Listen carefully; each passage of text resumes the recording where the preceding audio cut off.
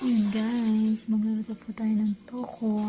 Isa po yan sa favorite kong pagkain. Yan po yung mga ingredients. Yan po. Ipiprito ko muna po yan.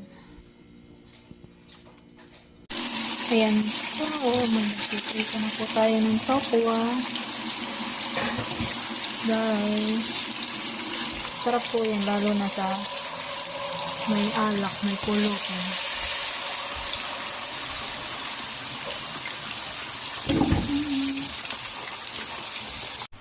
Habang nagpiprito po tayo, i-gas po natin yung mga ingredients. Yan po yung ingredients. Yan po tayo ng soy sauce. Laki na yun.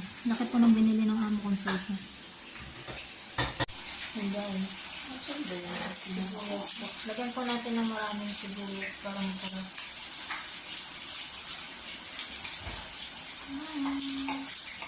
Lagyan po natin ng lemon. Lagyan po natin siya ng onion leaves. Leaves po na.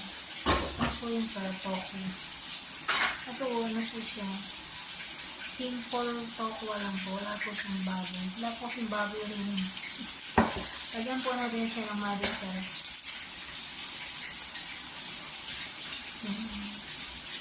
Mas masarap po siya pagka maraming sibuyas. Habang nagpiprito po ako, hindi ako po yung ingredients. Pinuhin po natin para masarap.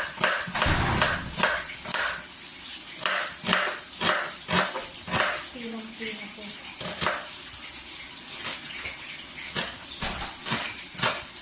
Napayak naman dito. Napayak po ako ng sibuyas guys. Ayan. Isa po yan sa favorite kong kain. Tokwa. Tokat baboy po sana kasi walang baboy. Kasi mas na lang magbaboy. Yan. Tingnan po natin yung niluluto ko pong tokwa. Ayan po.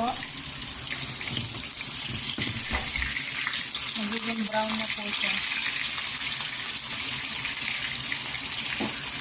Yan. Gusto ko po siya yung yung pasta. Yung ano siya, crispy po. Masarap po siya crispy. Kaya na yung madilim.